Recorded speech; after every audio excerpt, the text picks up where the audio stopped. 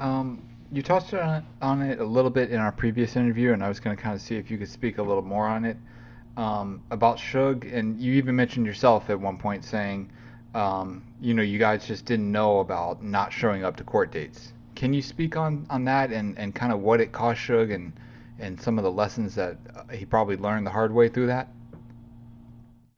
Yeah, I showed up to court dates. I believe in taking care of attorneys. I don't want to win deal with that David Kenner situation with corrupt, and even though we lost and got that knocked down, and went out and raised the $8 million to fight it to get it end up being dropped down to, $2 million coming out from the judgment to the Broomfield brothers. Uh, but uh, the reason why Suge got those judgments because he was one listening to a crackpot attorney, Sherry Bingham is her name, Sherry Bingham, and Lamont Givens with the Harry on Lydia situation. Those two attorneys were idiots. Idiots. Lamont Givens and Sherry Bingham run. If y'all ever see them in the industry, run. They don't know what they're doing. And he was listening to them and practicing law under their license and telling them what to do, and they were following as Eazy-E said, following the sergeant's direction and doing whatever he said, and he got default judgments. One for $107 million and one for $25 million. But guess what each one of those smart men got from those default judgments? I'll wait. Lydia got $1 million because she duped and played Suge for playing attorney with Lamont Givens. And Daz ain't got a red cent yet. Now, he got his rights temporarily where he getting little publishing checks and stuff now because he can show that he has ownership over that because he did also get his ownership back over the songs that he did. But that's because Reggie Wright ain't went and said, hey, here's this paperwork where Daz did a buyout for $75,000, Daz. You remember your bookkeeper, Bruce Colbiner? You remember him, Bruce? You remember Bruce? The one up there ended up working for me that I took from you? You remember the one who had those two black girls that was in your office and stole all your money from you, Daz? You remember that guy, Bruce? Come on, Daz. You remember him. Well, yeah, y'all did a buyout for $75,000, Daz. You better make sure you ask Bruce. Leave Bruce alone about those two girls that he had to fire for stealing from you. Because guess who he started working for, Daz? You know who he started working for. Okay.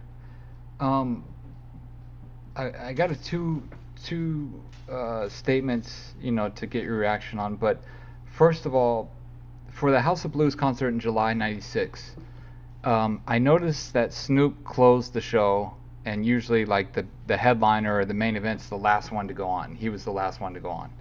So I was wondering if you knew what the advertisement was for that concert, because my bigger question is, who do you feel at that time was the biggest artist on the label in July of 1996? Well, y'all about to get mad at me. But that's why Snoop closed the show. Because it's July of 96, Snoop Doggy Dogg was Death Row biggest artist. I know Pocket just sold, y'all say 5 million records. He just sold, I know y'all can read the comments already. But no, he hadn't sold 5 million yet. He was on his way to selling that many, but it wasn't 5 million yet. And it probably was shipped that many, but the only reason it was that many is because it was a double CD. So that means only 2.5 million people went in and actually purchased the album. Where Snoop in 94 shipped 880,000 first week. Not shipped, sold, purchased. I remember that number because that was like a record. one hip-hop album. And then he had came back with Murder Was the Case after Doggy Style. He had just beat Garth Brooks out for Artist of the Year on American Music. So I know y'all gonna be mad and gonna get all the comments.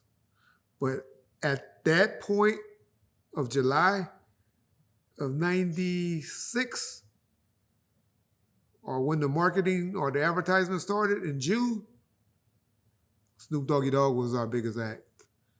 But Pac was that goddamn Devin Booker or John Morant or Jason Tatum on Kevin Durant and Steph Curry and LeBron James' ass.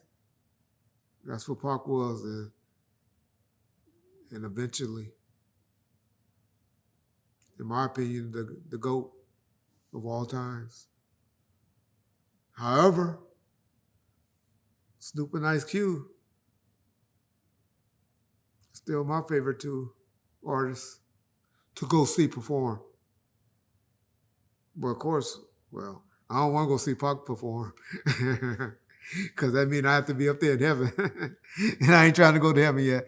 I still got some kids to raise, and some grandkids to take care of, and a wife to slap on the ass.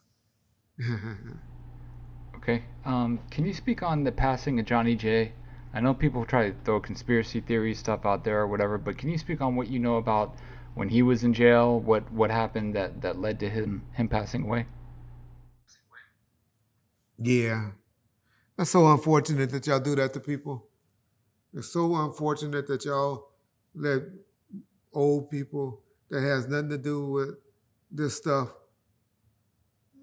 throw something out and it sticks to a wall.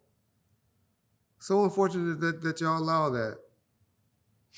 That people can get on this YouTube and say anything and it becomes factual without any receipts or evidence.